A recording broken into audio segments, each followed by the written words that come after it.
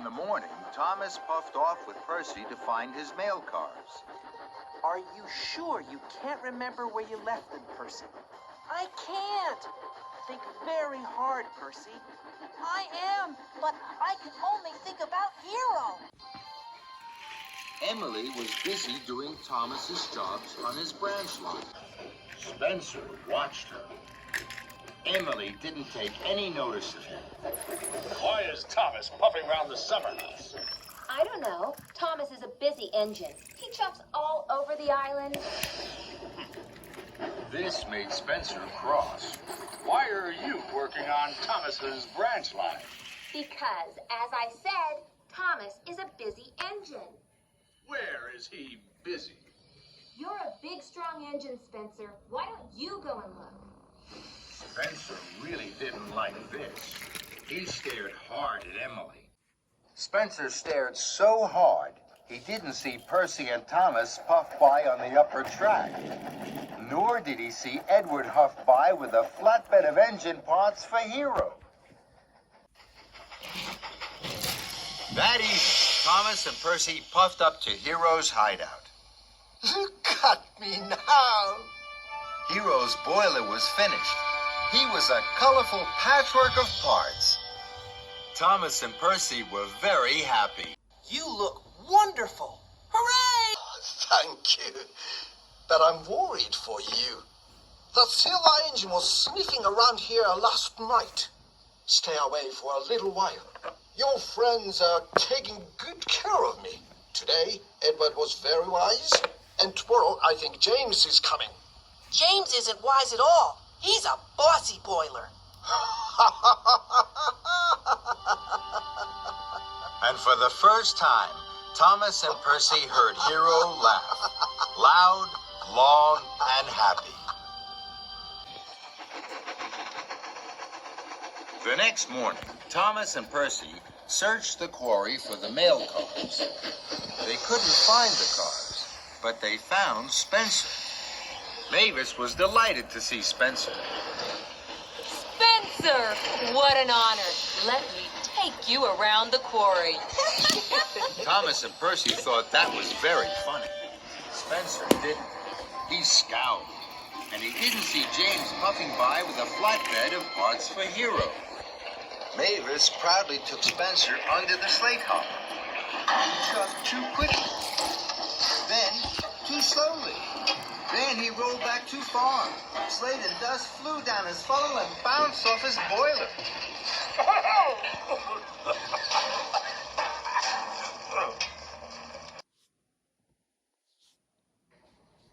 Later, Thomas and Percy were taking on coal. Emily chuffed by. She had a flatbed of old parts for Hero. Emily was very excited. Good luck, Emily. Then Thomas saw Spencer. Percy gasped. Cinders and ashes. Spencer was being pulled by Edward and shunted by Henry. Slate dust had blocked his funnel. Spencer had to go to the Sodor Steamworks. Now, Thomas and Percy could visit Hero safely. They were excited. Hero looked more and more like a really useful engine. Thomas, I must be really useful before Sir Topham Hatt sees me. You will be, Hero. Don't worry. I'll make sure of that. Listen, Spencer. Looking miserable doesn't get the job done any faster. Tomorrow you will be fixed. Come on, give me a smile, just to show me you can. Thomas and Percy puffed in. Kevin! Then Victor saw that Spencer had closed his eyes because of the noise. Victor winked at Thomas. No problem, Kevin. The hooks can be slippy. You're doing a good job, Kevin. Keep going.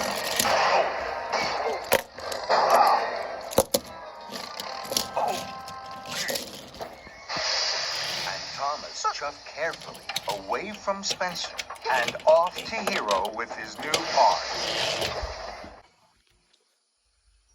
Hero, what do you think about when you're alone? My home. Since I have been talking to you and your friends about it, I miss it more than ever. Thomas understood how hard it must be for Hero to be away from home. He wanted to cheer him up. Tomorrow, Percy is going to puff across the island to get the last part we need for you. Then you will be ready. You won't have to be alone anymore. Thank you, Thomas. You understand me well. That night, Sir Topham Hatt was waiting for Thomas at Tidmouth Sheds. He was cross. Thomas, the mail cars are still missing. Spencer is at the Sodor Steamworks. The building materials for the summer house are stacked up at the docks, and you're not working on your branch line. What is going on? I'm sorry, sir.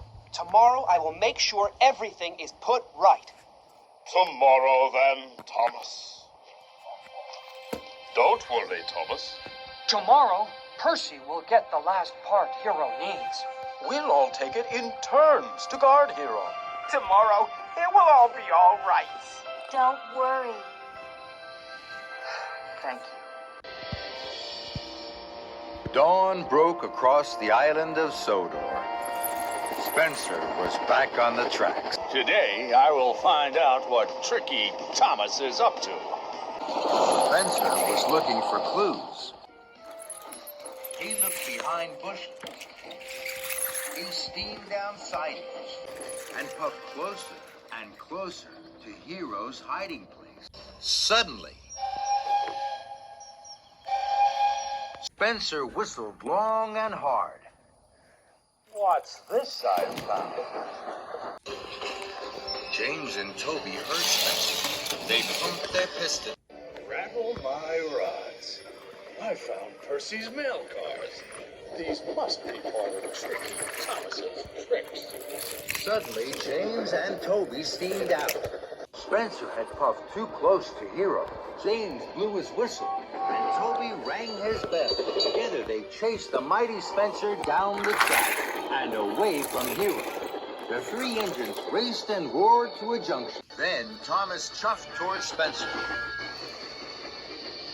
Spencer was blocked. He couldn't puff forwards, and he couldn't huff backwards. And he had Percy's mail cars.